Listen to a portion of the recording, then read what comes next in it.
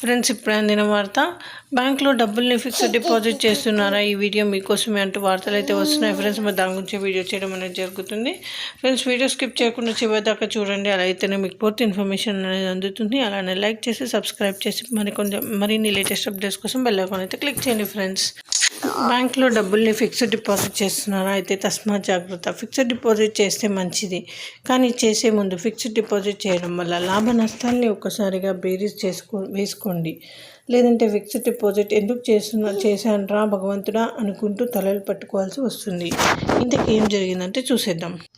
గుజరాత్లోని అహ్మదాబాద్ నగరం వస్త్రపూర్కు చెందిన జైమన్ రావల్ తనని ఆపత్కాలంలో ఆదుకుంటాయనే నమ్మకంతో యూనియన్ బ్యాంక్లో ఫిక్స్డ్ డిపాజిట్ చేశారు. ఫిక్స్డ్ డిపాజిట్ టెన్యూర్ పూర్తి కావడంతో తన తల్లితో పాటు బ్యాంకుకు వచ్చారు. అనంతరం బ్యాంక్ మేనేజర్కు సంప్రదించి తన ఫిక్స్డ్ డిపాజిట్ టెన్యూర్ పూర్తయింది, డబ్బులు విత్డ్రా చేసుకుంటాను, సంబంధిత ప్రాసెస్ పూర్తి చేయాలని విజ్ఞప్తి చేశారు.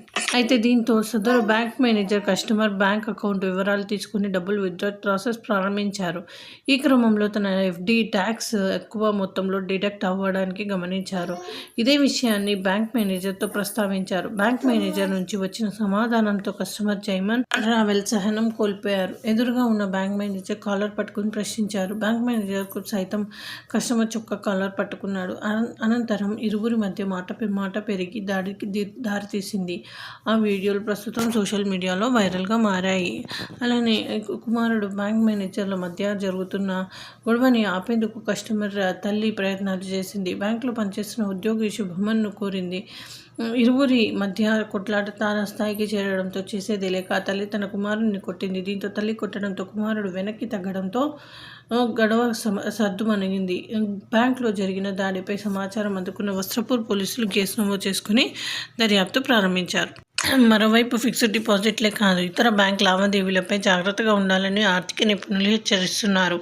డబ్బుల సేవింగ్స్ విషయంలో లాభ నష్టాల గురించి ముందే జాగ్రత్త పడాలని సూచిస్తున్నారు. బ్యాంకులో దాచుకునే డబ్బులపై ట్యాక్స్ కట్టాల్సి ఉంటుంది.